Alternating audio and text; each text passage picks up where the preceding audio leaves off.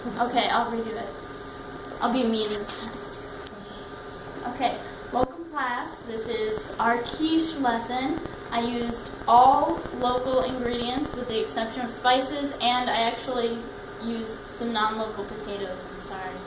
I couldn't get local potatoes. So we're doing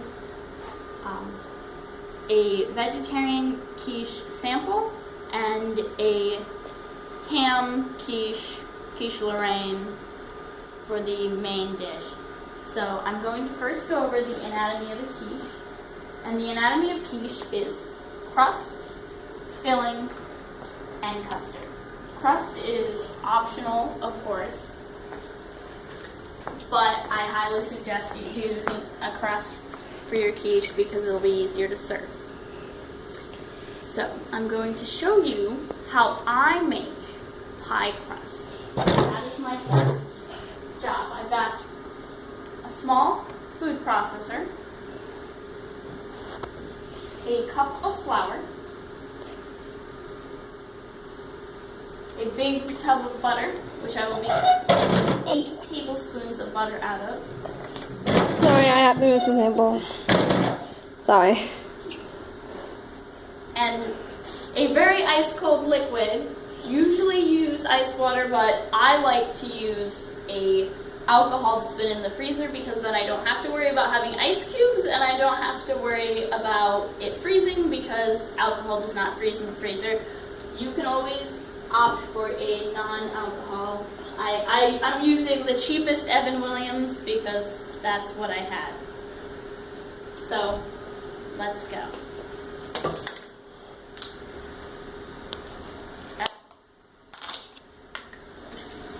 This butter is Hillcrest Dairy, which is carried at Green Star. Everything except for the ham I actually bought at Green Star. The ham, I didn't see any ham in the deli, so I just went to the piggery. I figured the piggery is local, it's good. All I saw was turkey, so who knows. So this is going to be, actually, I might do this as a half batch because I'm only making one pie, but you know what, let's go. So the butter, it says 8 tablespoons. Don't get yourself worked up about it being exact, just around 8 tablespoons of butter. Probably you should be wearing gloves when you touch the food, maybe. I mean, which I have back there, but it's okay. It's not a safety and sanitation hazard because this is being cooked. But if you'd like that for the classes, that's perfectly fine. We don't. Yeah. Yeah, my bakery work taught me that a lot of the glove stuff is just, it's not necessary when, like even if you're touching raw eggs, if you're not touching anything that's not going to be, you know. What about chopping veggies and stuff? So if you're chopping vegetables for the quiche, it's going to be touching all that egg anyway. Right. I'm going to touch egg after I'm done chopping vegetables. I'm not going to touch egg and touch this cutting board. You got to be careful about that. Cutting boards are a big thing. Do not touch a cutting board that's not for unprepared meats. Do not touch it if you've been touching unprepared meats. Because these things, it doesn't matter if you bleach them, they will just get, I think that was 8. I lost count. 1, 2, 3, 4, 5, 6, 7. I think this one's 8. And as I said, more butter is not going to hurt your pie crust. It's not. A little bit more, a little bit less. It's almost a myth that baking is an exact science. It's more exact than regular cooking, for sure. But it's not something that you have to be super worried about unless you're doing stuff like macarons and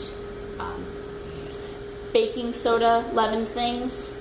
That's where it starts getting a little bit more difficult. You really, when it's a chemically leavened item, I'm bringing this over here because I have to put it through the food processor. If it's a chemically leavened item, you have to make sure that you have the right revenue. It's okay. It's fine. Messes happen in the kitchen. Do not blame yourself. So, this technique is called cutting the butter. And you see it'll get like this. Don't take it past there, or else the butter will be creamed into the flour and not cut into the flour.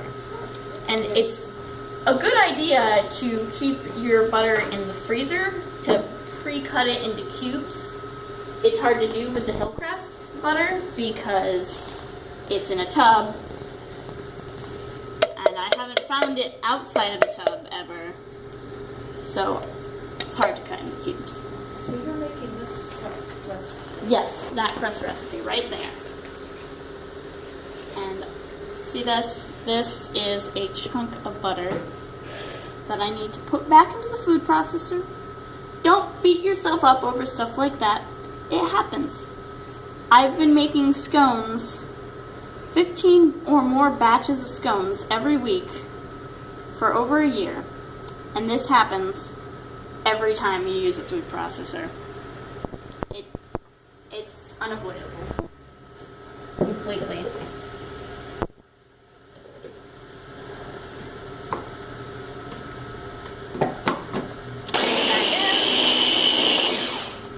That should cut it the rest of the way. And this, you'll see, is creamed butter. See this? It's creamed, but since it's not the majority of it, it's fine. See, you can see the difference. It shouldn't get sticky like this until after you put in your water. But it will always happen if you always have butters that's not fully incorporated. You can't do anything about it. I'm gonna measure quarter cup of icy liquid. It is important to pour your icy liquid in slowly because it might be too much or too little. So pour a little in and then mix. And you can do this with your hands if you like to do it with your hands. I like to do it with this. It's just nicer. You'll be touching this with your hands no matter what, because you have to form it to your pie plate. Doing this in the pie plate because now I don't have to do another dish. It'll already be in here. And if there's too much for the pie plate, you can always just scoop out whatever is left in here. Nothing in this is hazardous material right now. So it can go into your measuring cup that you were using before. It's completely safe.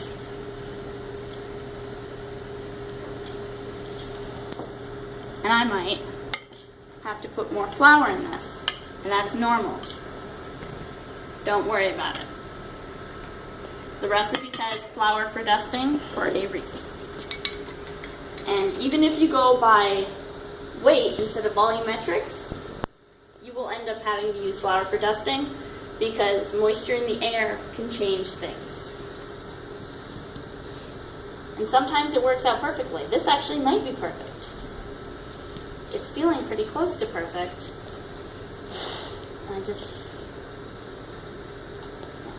So at this stage, you'll see if I put it in my hand, it forms a ball. It's pretty sticky too. It'll stick to my hand for a minute. Falls if it's that way, but it's something that you get used to. And actually, there's definitely too much. So if you'd like to feel it, you can. Yeah, just play with it. Is it true if you work it too much, it gets tough? It does, and that's why I suggest using your hands after a certain point, because it will get tough. Don't ever put the liquid in while it's in the blender. Don't ever do that, because it will get too tough. Machines do that. And this is This might be a little too sticky. See, I need extra flour for dusting. But I'll use the third cup because it's smaller. Now my hands haven't touched anything in the bag, just the cup. Get this. And that's the great thing about quiche is it's something you can work with. If it's not perfect, it's not going to kill you. If it is perfect, it's going to be amazing. I've never had a quiche that was ruined. The most ruined I've ever seen a quiche was when you put in a vegetable that's got too much water content and it doesn't set. And what you do in that case is you put it on a fry pan and continue cooking it like eggs. Oh, with the crust and everything. Yeah, like just keep doing it. The crust will get mixed up in. It won't be perfect, but it's still edible. It's still cheesy, it's still delicious. Yep. It's just not quite what you were going for. And that's why that's the most important thing to be careful about is your moisture content in a quiche, because the eggs have to be able to set. And that's even a slide in the slideshow that I will be getting to later, and I will talk to you about what vegetables to avoid. Pink corn. Canned corn, definitely. Yeah, I wouldn't put corn in general. I don't think it goes well in quiche, personally. Would leafy green be better? Like, Leafy greens tend to be better.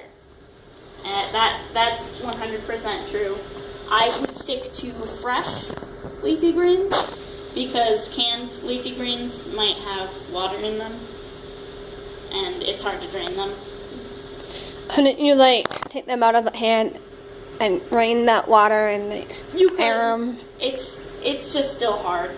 It's difficult. I've done it, and it's just easier to either use frozen or Fresh. for leafy greens. However, we've used canned carrots. Canned carrots are pretty good. They kind of get mushy because they're canned, but that's a problem with all canned goods is it gets mushy. But then you want things kind of soft in the quiche. Yeah.